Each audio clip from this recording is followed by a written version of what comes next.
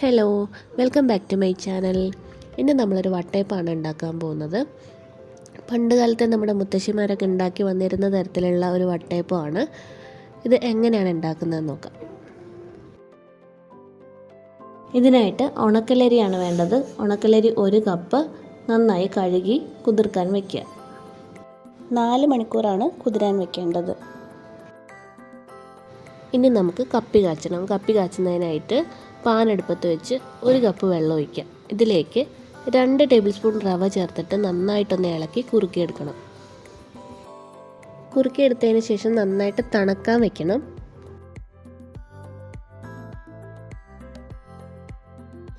ഇനി നമുക്ക് അരി ഒന്ന് അരച്ചെടുക്കണം. അതിനായിട്ട് കുതിർത്ത് വെച്ചിരിക്കുന്ന അരി, 1/4 കപ്പ് തേങ്ങ, റവ കുറുക്കിയത്, 1 ചുവന്നുള്ളി, 2 അല്ലി വെളുത്തുള്ളി, 2 ഏലക്ക, 1/4 ടീസ്പൂൺ ജീരകം, 1/2 കപ്പ് പഞ്ചസാര, കുറച്ച് വെള്ളം കൂടി ഒഴിച്ച് നന്നായിട്ടൊന്ന് അരച്ചെടുക്കണം.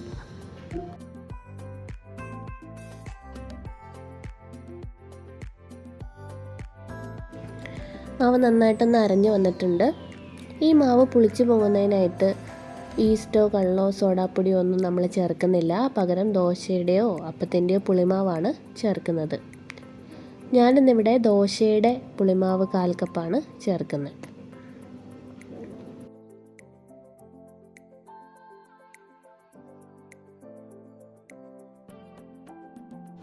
1/4 ടീസ്പൂൺ ഉപ്പും കൂടി ഇതിലേക്ക് ചേർത്ത് ഇളക്കി വയ്ക്കണം.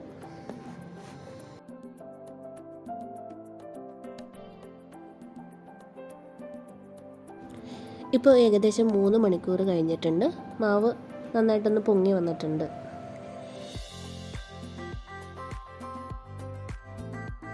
ഇനി ഇതുപോലൊരു സ്റ്റീൽ പാത്രത്തിലേക്ക് നെയ്യ് തടവിയിട്ട് കുറച്ച് മാവ് ഒഴിച്ചിട്ട് ആവിയിൽ വേവിച്ചെടുക്കണം.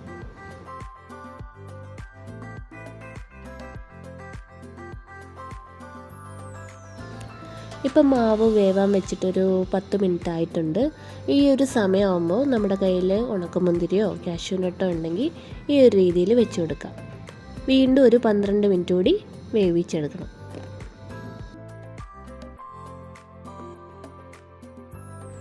ഇപ്പോൾ വട്ടയപ്പം റെഡിയായി വന്നിട്ടുണ്ട്. ഇതൊരു സർവിങ് ഡിഷിലേക്ക് നമുക്ക് മാറ്റാം.